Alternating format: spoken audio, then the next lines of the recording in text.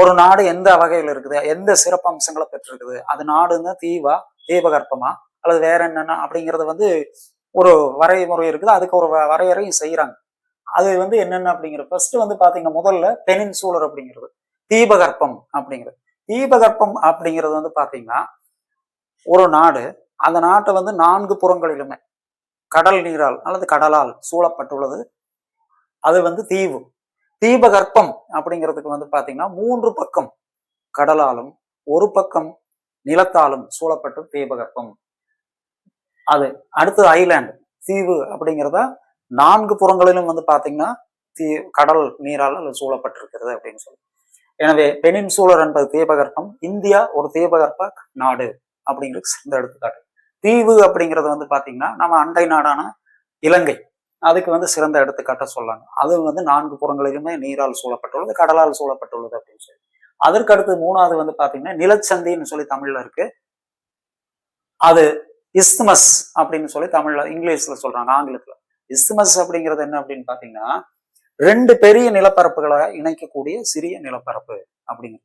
இதுக்கு ஏதாவது எடுத்துக்காட்டு இருக்கு அப்படின்னு பாத்தீங்கன்னா வட அமெரிக்காவையும் தென் அமெரிக்காவையும் வந்து இணைக்கக்கூடிய பனாமா அப்படிங்கிற ஒரு நிலச்சந்தி, இதை வந்து சொல்லலாம். இது சிறந்த எடுத்துக்காட்டு. அப்போ வட அமெரிக்காவை தென் அமெரிக்காவை இணைக்கக்கூடிய அந்த இடம் வந்து பனாமா அப்படின்னு சொல்லி. அடுத்து ஸ்ட்ரெயிட் அப்படிங்கிற 4வது பிரிவு வந்து பாத்தீங்கன்னா நீர்ச்சந்தி. நீர்ச்சந்திங்கிறது வந்து பாத்தீங்கன்னா 2 பெரிய நீர்பரப்புகள், 2 கடல்கள் அப்படின்னு கூட சொல்லலாம், அதை வந்து இணைக்கக்கூடிய சிறிய நீர்பரப்பு அல்லது சிறிய நீர்நிலை அப்படிங்கிறது. அதுதான் ஸ்ட்ரெயிட் அப்படிங்கிற ஆங்கிலத்துல சொல்றது, தமிழ்ல நீர்ச்சந்தி அப்படின்னு சொல்லி. இதுக்கு சிறந்த எடுத்துக்காட்டு இந்தியாவை இலங்கை பிரிக்கக்கூடிய நீர்ச்சந்தி, பாக் ஸ்ட்ரெயிட், பாக் நீர்ச்சந்தி இணைப்பு நீர்ச்சந்தி என்று சொல்லலாம். அது எப்படி அப்படின்னா வங்காள விரிகுடா கடலையும் இந்திய பெருங்கடலை இணைக்கக்கூடிய சிறிய நீர்பரப்பு அப்படின்னு சொல்லலாம். அடுத்து கல்ஃப், வளைகுடா அப்படின்னு சொல்லுவோம். வளைகுடா என்பது அதுலயே பெயர்லயே இருக்குதுங்க. குடா என்பது ஒரு சிறிய பகுதி, அந்த ஒரு வளைவு போன்றது அப்படின்னு, வளைந்த குடா அப்படிங்கிறது. அது என்ன அப்படின்னா நம்ம மேற்கு ஆசியாவில் இருக்கக்கூடிய வளைகுடா நாடுகள் அப்படின்னு, கல்ஃப் கண்ட்ரிஸ் அப்படின்னு சொல்லி சொல்லக்கூடியது சிறந்த எடுத்துக்காட்டுகள். இங்க என்ன விளக்கம் வேணும் இல்லைங்க.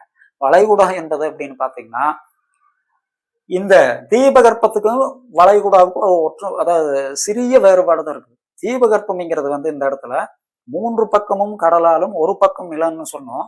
அதை அப்படியே மாத்தி சொல்லுங்க. கல்ஃப் என்பது வந்து பாத்தீங்கன்னா 3 பக்கமுமே நிலத்தாலும் 1 பக்கம் மட்டுமே நீரால் சூழப்பட்டிருக்குது. அதுதான் வந்து வளைகுடா அப்படிங்கிறது, சிறிய பகுதி. இதுவே பெரிய பகுதியா இருந்துச்சுன்னா அதுக்கு பேரு பே, விரிகுடா.